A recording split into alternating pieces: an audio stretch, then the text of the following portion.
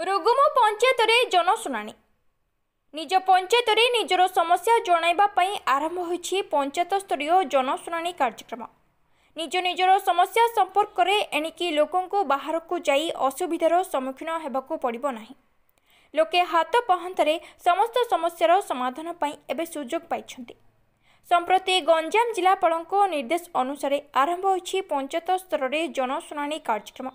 आज धराकोट ब्लॉक द्वितीय जनशुणाणी कार्यक्रम रुगुम पंचायत हो जाइछे।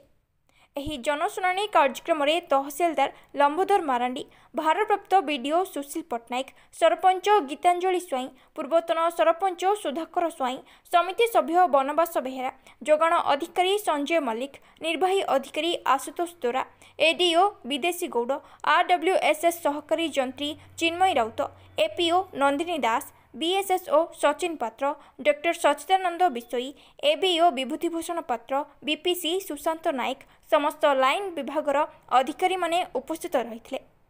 आज जनशुणाणी रे 155 जन व्यक्ति निजर लिखित अभियोग दाखल करथिले।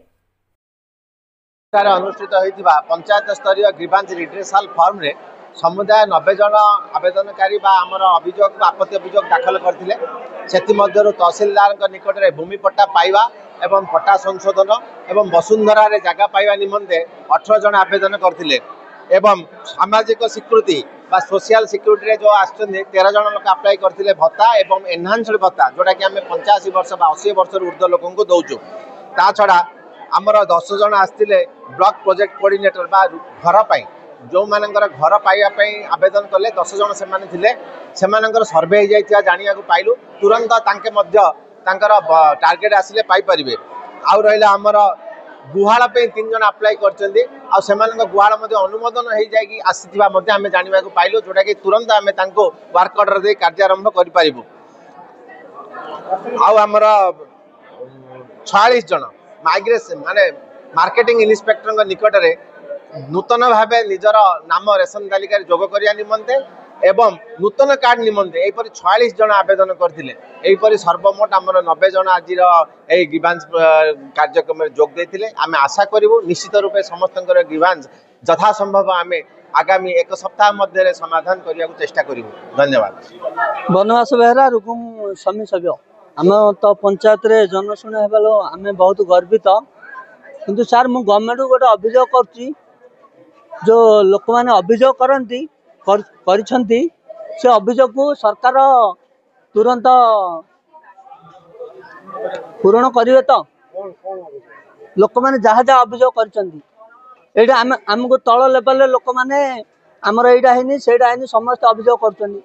किंतु हम जो ग्रीवेंस हैला मु गवर्नमेंट को अनुरोध करछि तुरंत लोकंकर सब पूरण करिवे बोली। सरकार तुरंत सरकार पाखे तो सब प्रमाण पत्र रोची ना जाऊ 60 वर्ष होला तुरंत भर्ता दे दिंतु।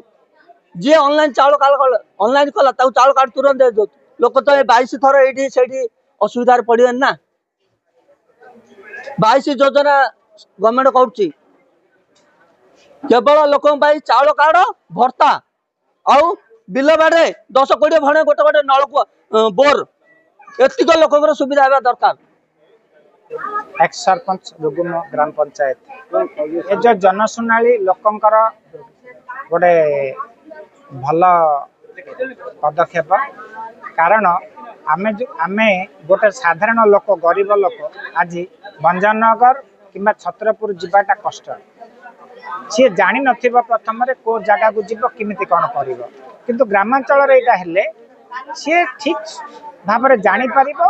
आउ पंचायत को जो बड़ा बड़ा आमर अधिकारी माने आसुचंती तहसीलदार बीडीओ दरकार पड़े आगामी दिन में जिलापाल भी आसी पारंती पंचायत को देखिबा पई एटार गोटे गरीब लोक मानक पई बड़ सुवर्ण सुजोग कहले अत्युक्ति हेबा निश्चय।